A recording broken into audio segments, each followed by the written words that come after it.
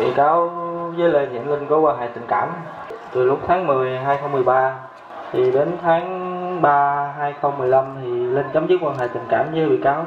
Thì bị cáo nảy sinh ý định giết gia đình của Linh do bị cáo thù tức gia đình bà Nga. Bị cáo tính là dụ Vĩ ra mở cửa xong rồi giết Vĩ xong rồi vô nhà khống chế từng người. Đêm đó bị cáo giết tất cả mấy người? 6 người.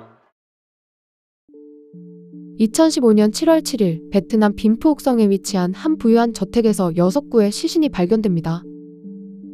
믿기 어렵게도 그 지옥 같은 현장에서 18개월 된 부부의 막내딸이 무사히 살아있었습니다. 피해자는 꾸어가잉 목재회사의 대표였던 아빠 레반미와 엄마 응우엔 레티, 부부의 딸 레티 아잉님과 아들 레꾸오간, 그리고 당시 집에 놀러와 있던 사촌 누아비였습니다. 시신은 모두 입이 막힌 채 결박되어 있었으며 집안 곳곳은 처절했던 몸부림의 흔적과 핏자국으로 엉망이었습니다. 이 끔찍했던 빈프옥 일가족 살인사건은 베트남판 살인의 추억이라 불리며 꽤 오랫동안 전국을 공포와 충격에 빠뜨렸습니다. 그런데 가족을 그토록 잔혹하게 살해한 범인이 바로 그 집 딸을 많이 사랑했던 24살의 주엉이라는 청년으로 밝혀지면서 베트남 사회는 또다시 큰 충격에 휩싸이게 됩니다. 도대체 그의 사랑은 어쩌다가 복수와 사형이라는 끔찍한 비극으로 끝나버리게 된 걸까요? 베트남 남부 안장성의 가난한 시골 마을에서 태어난 주엉은 어릴 적부터 말수가 적고 조용한 아이였습니다.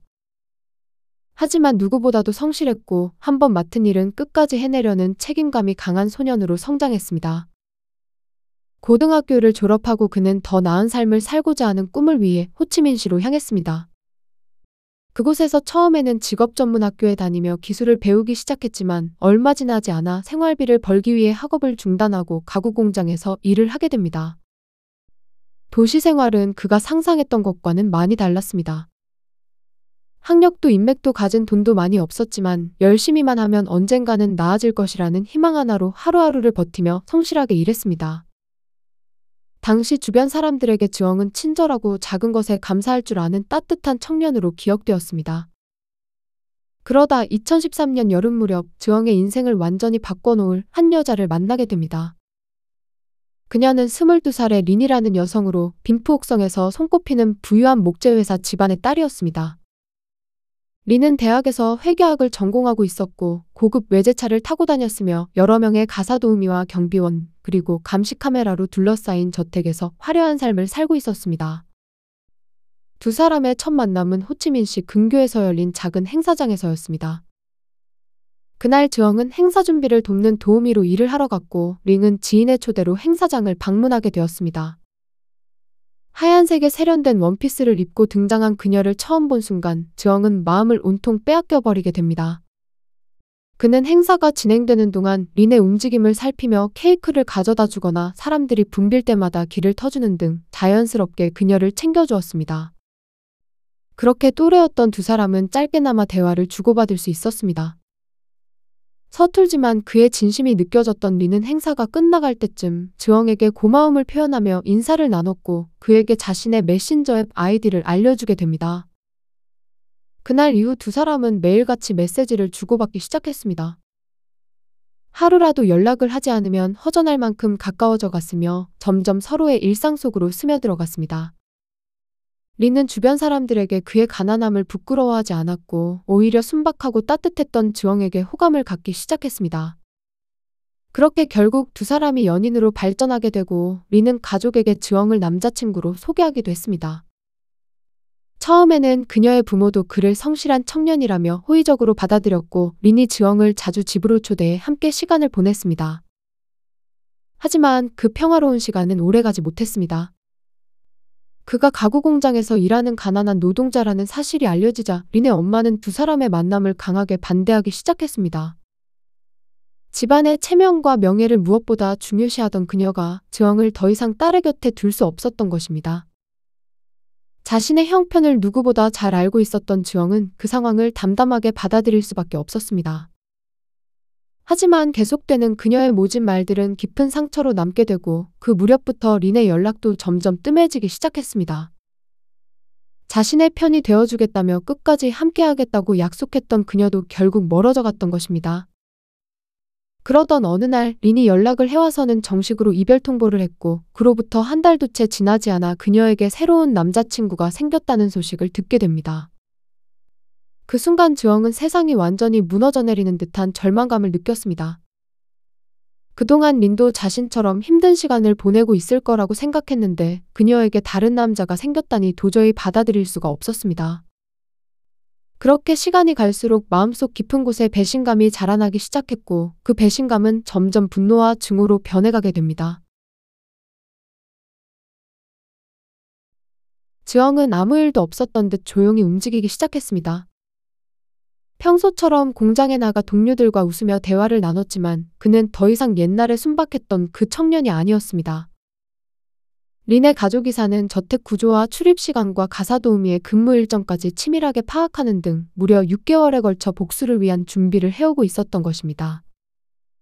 또한 호치민 외곽의 상점들을 돌아다니며 비비탄 총과 칼날이 긴 태국산 칼, 전기 충격기, 검은 장갑, 끈과 테이프까지 범행에 필요한 것들을 모두 구입했습니다. 참고로 비비탄 총은 진짜 총은 아니었지만 충분히 공포심을 줄 수 있는 위협적인 범행 도구였다고 합니다. 그러던 어느 날 주영이 혼자서는 계획한 복수를 완전하게 해낼 수 없음을 깨닫게 되고 결국 공장에서 함께 일하던 띠엔이라는 친구에게 접근하게 됩니다. 동갑내기였던 두 사람은 평소에 친하게 지내온 사이였으며 무엇보다 주영은 순하고 단순한 성격이었던 띠엔이 이용하기에 가장 쉬울 것으로 판단했습니다. 주영은 가족처럼 믿었던 사람에게 돈을 떼었다는 거짓말로 동정심을 자극했습니다.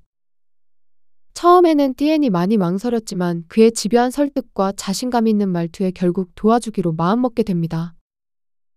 2015년 7월 7일 새벽 1시 30분경 두 사람이 범행 도구들을 챙겨서는 어둠 속 도로 위를 달려 린의 가족이 사는 저택으로 향했습니다.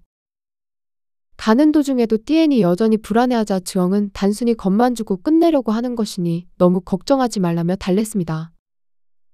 새벽 2시경 저택 앞에 도착한 주영은 컴퓨터 게임을 하고 있던 린의 사촌동생 비에게 선물과 200만 동, 하나로 약 11만 원을 주겠다는 메시지를 보내며 문을 열어주도록 만들었습니다.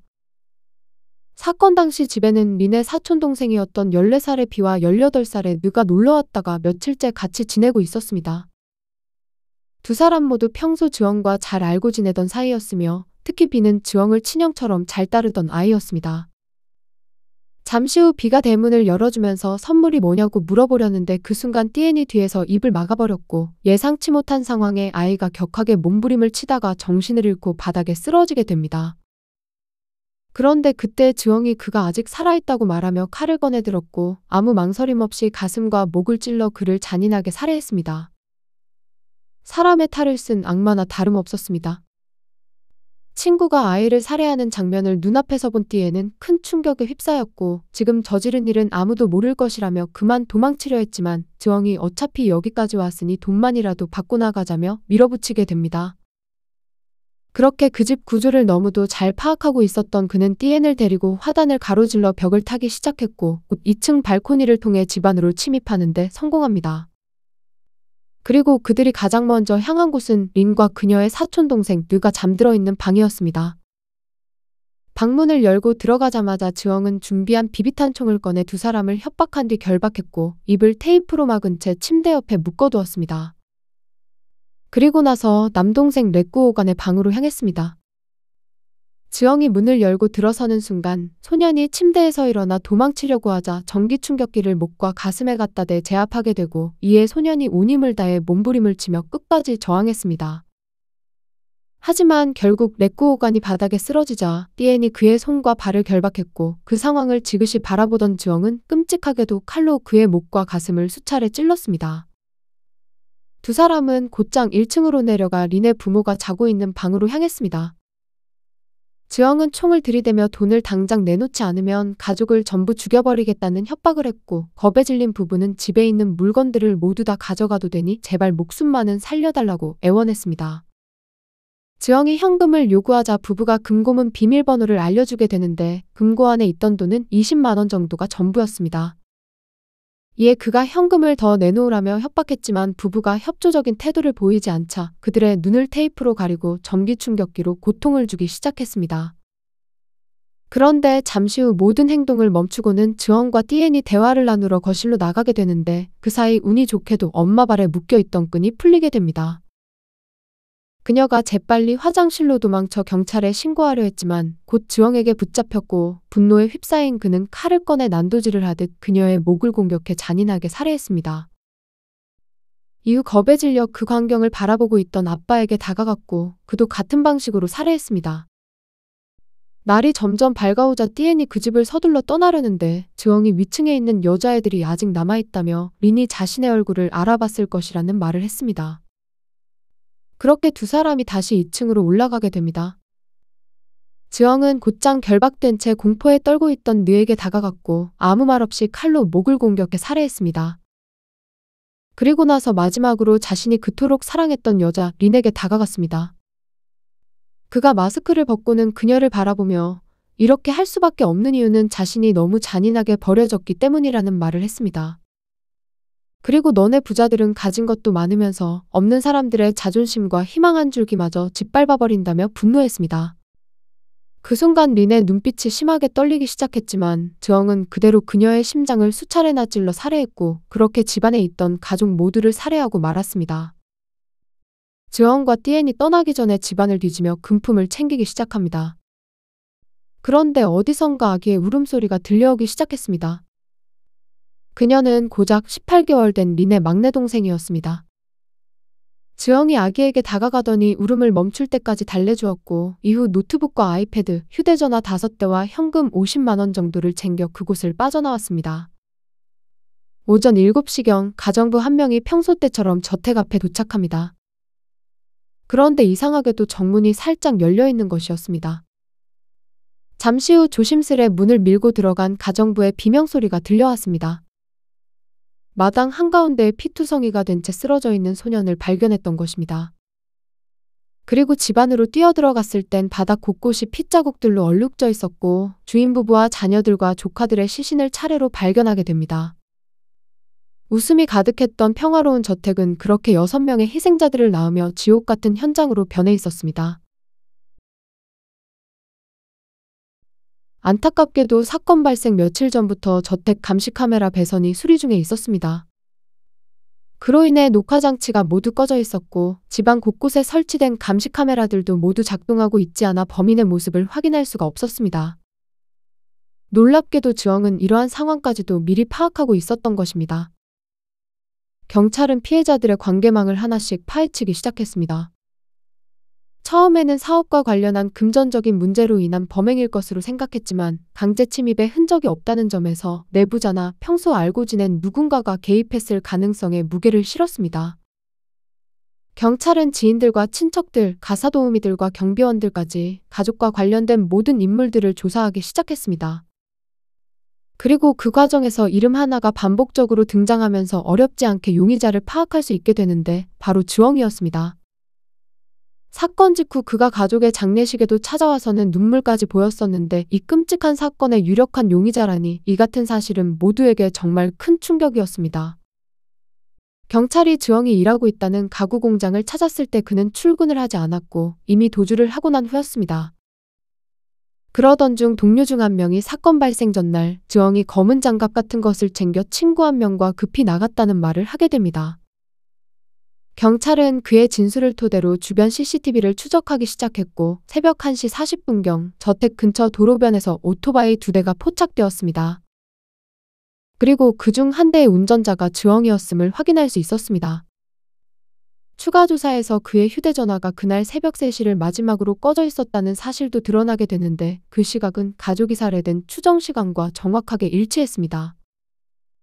경찰이 즉시 즈엉이 지내고 있는 기숙사를 찾아갔고 기숙사 내부를 샅샅이 살펴보기 시작했습니다.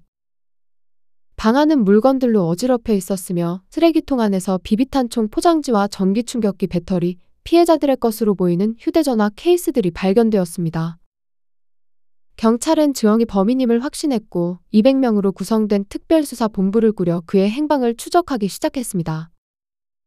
호치민 시내는 물론 외곽 지역에 있는 모든 모텔과 여관들을 일일이 뒤지고 다니며 밤낮 없이 수색은 계속되었습니다. 그러다 4일째가 되던 날, 호치민 외곽에 위치한 낡은 모텔에서 조용히 숨어 지내고 있던 주엉을 마침내 발견하게 됩니다. 체포 당시 그는 아무런 저항도 하지 않았고 고개를 떨군 채 순순히 끌려갔습니다. 그리고 같은 날 공범이었던 띠엔도 체포되었습니다. 그런데 수사 과정에서 공범이 한 명 더 있었다는 놀라운 사실이 밝혀집니다. 그 세 번째 공범은 띠엔의 사촌동생이자 주엉의 오랜 친구 토아이라는 청년이었습니다. 그는 처음부터 범행 계획에 관여했던 인물로 함께 범행 도구를 구입하러 다녔으며 주엉 대신 태국산 칼을 구매해주기도 했습니다. 주엉은 그에게도 모아둔 돈을 전부 사기당했는데 그 돈을 꼭 찾아야 한다, 아무도 다치지 않을 거다, 겁만 줄 거다 등의 거짓말들로 토아이를 설득했습니다. 하지만 막상 계획한 날짜가 다가오자 겁이 났던 그가 발을 빼게 되면서 결국 사건 당일에는 나타나지 않았던 것입니다. 사건 발생 5개월 만인 2015년 12월 17일 첫 재판이 열렸습니다. 사건의 잔혹성과 사회적 충격이 워낙 컸던 만큼 베트남 당국은 국민적 관심 속에 재판을 공개 형식으로 진행했고 무려 4,000명이 넘는 국민들이 방청객으로 참여해 이를 지켜봤습니다. 이날 법원은 주엉과 띠엔에게 살인과 절도 및 강도죄로 사형을 선고했고 토아이에게는 살인 및 강도 공모죄로 징역 16년형을 선고했습니다. 이 같은 판결에 띠엔과 토아이가 항소를 했지만 법원은 잔혹성과 치밀한 계획성을 이유로 들며 받아들이지 않았습니다. 한편 주엉은 단 한 번도 항소하지 않았습니다. 그렇게 2016년 7월 21일 이날 열린 2심 재판에서 사형이 최종 확정되었고 얼마 후에는 사형 집행 날짜가 2017년 11월 17일로 결정되었습니다. 재판을 지켜보던 주엉의 엄마는 아무 말 없이 눈물만 흘렸습니다. 사건이 일어나기 불과 하루 전날까지만 해도 다정하게 연락을 해왔던 아들이 그토록 끔찍한 범행을 저질렀다는 사실을 도저히 믿을 수가 없었습니다. 재판이 끝난 후 그녀는 이렇게 말했습니다. 차라리 하루빨리 사형이 집행되어 아들이 죗값을 치르고 마음이 편해졌으면 좋겠습니다. 사형 집행날이 다가오면서 주엉은 모든 면회를 거부했고 사형을 하루 앞둔 2017년 11월 16일 저녁 그에게 마지막 식사가 제공되었습니다. 아무리 끔찍한 범죄를 저질렀다 하더라도 베트남에서는 사형수에게 마지막 식사로 일반식의 5배에 달하는 푸짐한 음식이 주어지는데 이는 마지막 순간만큼은 죄인이 아닌 인간으로서의 존엄성을 위한 전통적 관례라고 합니다. 그날 식사에 따뜻한 밥과 국과 고기 요리와 채소와 과일 그리고 담배 한 갑이 놓여졌습니다. 하지만 그는 음식에 거의 손을 대지 않았고 밥 한 숟갈을 떠먹고 나서 담배 한 개비를 피운 것이 전부였습니다. 그날 밤에 그가 엄마 앞으로 편지 한 통을 남긴 것으로 알려져 있지만 그 내용은 대중에게 공개되지 않았습니다. 그리고 다음날 새벽 6시 20분경에 주엉과 띠엔이 공안부 관할 교정시설로 이송이 돼 약물 주입 방식으로 생을 마감했습니다. 교도소 관계자들에 따르면 그는 마지막 순간까지도 매우 차분하고 담담했다고 합니다. 사랑이라는 이름으로 시작된 한 청년의 집착과 증오는 무고한 6명의 생명을 앗아갔고 자신도 결국 이렇게 비극적인 최후를 맞이했습니다. 이토록 끔찍했던 빈푸옥 일가족 살인사건은 현지에서 베트남판 살인의 추억으로 불릴 만큼 엄청난 충격을 안겨주었고 베트남 역사상 매우 악명 높은 사건 중 하나로 남게 되었습니다.